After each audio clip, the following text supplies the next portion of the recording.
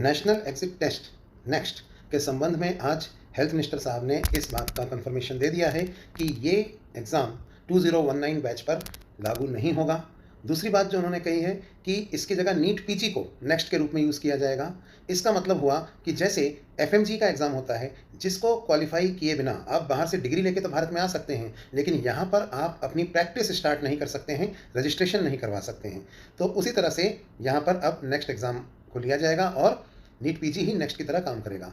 इसका मतलब ये हुआ कि एक मिनिमम क्वालिफाइंग स्कोर होगा नीट पीजी के अंदर, जिसके बाद आप रजिस्ट्रेशन करा सकते हैं और उसी नीट पीजी के मार्क से आपकी जो पोस्ट ग्रेजुएशन के एडमिशन हैं मेरिट वाइज वो भी फिलअप होंगे। तो ये एक स्वागत योग्य कदम है। आखिर सरकार ने हमारी बात मान ली और यही होना चाहिए था और यही हुआ। यहाँ पर हम एक चीज़ और कर सकते हैं, जो मेरा सजेशन रहेगा कि नीट पीजी में, क्योंकि क्वालिफाइंग एग्जाम और कॉम्पिटिटिव एग्जाम आप दोनों को एक यूनिफाइड करके एक सिंगल एग्जाम ले रहे हैं, तो आप चाहें तो नीट पीजी के जो एग्जाम होगा उसके दो रिजल्ट्स या स्कोर्स दे सकते हैं किसी भी स्टूडेंट को, एक विद नेगेटिव मार्किंग और एक विदाउट नेगेटिव मार्किंग। जो विदाउट नेगेटिव मार्किंग वाला स्कोर है, same exam, same question paper और सेम एग्जाम का, वो स्कोर यूज़ होगा आपके क्वालिफिकेशन या डिसक्वालिफिकेशन को टेस्ट करने के लिए, और जो विद नेगेटिव मार्किंग जो स्कोर है उससे आप पीजी एडमिशन्स की मेरिट लिस्ट तैयार कर सकते हैं। तो ये सजेशन है। बाकी अगर हेल्थ मिनिस्ट्री को ठीक लगता है तो वैसे मान सकती है।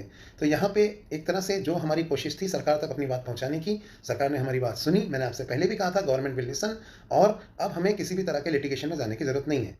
मैंने आपसे पहले ही कहा था कि अभी किसी भी प्रकार की फंडिंग की ज़रूरत नहीं है। हालांकि हम अपनी लीगल तैयारियां करते रहेंगे, लेकिन कृपया अभी कोई भी फंडिंग ना करें। लेकिन कुछ अति उत्साहित छात्रों ने आगे बढ़ के डोनेट किया, और बड़े ही दुख की बात है कि मेरे मना करने के बाद भी कुछ लोगों ने पता नहीं किस नीयत से फंडिंग इकट्ठी भी करी, और आप लोग जो थे आपके पैनिक का फ़ायदा भी उठाया। मेरे हिसाब से ये गलत है। मैं लगातार इसका विरोध कर रहा था, और जब मैंने इसका विरोध किया तो उन लोगों ने एक तरह से मेरे बारे में भी गलत शब्दों का प्रयोग किया। और अगर आपको इतना ही शौक था तो आपको अपने पैसे से केस लड़ना चाहिए था। इतना सारा पैसा इकट्ठा आप वापस तो दे नहीं सकते, पर ठीक है, मैं अपेक्षा रखता हूँ कि वो लोग अब आपके इस पैसे का कुछ अच्छा उपयोग करेंगे, प्रधानमंत्री सहायता कोष में दे दें, या अपने बड़े बड़े हॉस्पिटल्स जो उनके हैं उसमें कुछ लोगों का फ्री इलाज करना शुरू कर दें, या जैसे भी करें, ये उनके ऊपर है।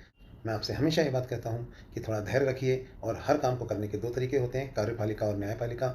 आज कार्यपालिका वाले तरीके से ही हमें अगर सफलता मिल रही है तो हम बच्चों से पैसा क्यों लें, और ना हम बच्चों से फंडिंग में तब तक इंटरेस्टेड होते हैं जब तक कि वाकई इसकी ज़रूरत ना हो। तो बच्चों को भी समझना चाहिए।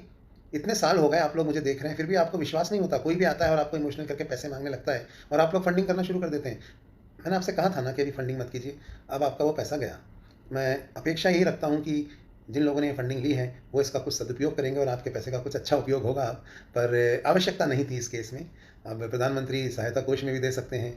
मेरे हिसाब से तो वो एक अच्छा आइडिया है, और जिन्होंने मेरी बात मानी और फंडिंग रोक के रखी जब तक कि मैं उनको ना कहूँ फंडिंग करने के लिए, तो वो लोग शायद आज ज़्यादा संतुष्ट महसूस कर रहे होंगे। देखिए, होगा वही जो सही होगा, और मैं सच कह रहा था। हमेशा से ये होता है कि मैं आप लोगों को रोकता हूँ कि जब तक मैं ना कहूँ आप मत कीजिए, पर कुछ लोग बड़े अतित्साही होते हैं कि ये करो वो करो ये कर देंगे, और इस चक्कर में बेचारे जो पैनिक में जो स्टूडेंट्स हैं वो लोग जो है घबरा जाते हैं। तो देखिए, ऐसे घबराइए मत कीजिए। आपने मेरा पुराना पूरा इतिहास देखा है। 7 बार हमने केसेस जीते हैं, और कई बार हमने बिना केसेस के भी कार्यपालिका के थ्रू काम करवाया है और हम जीते हैं।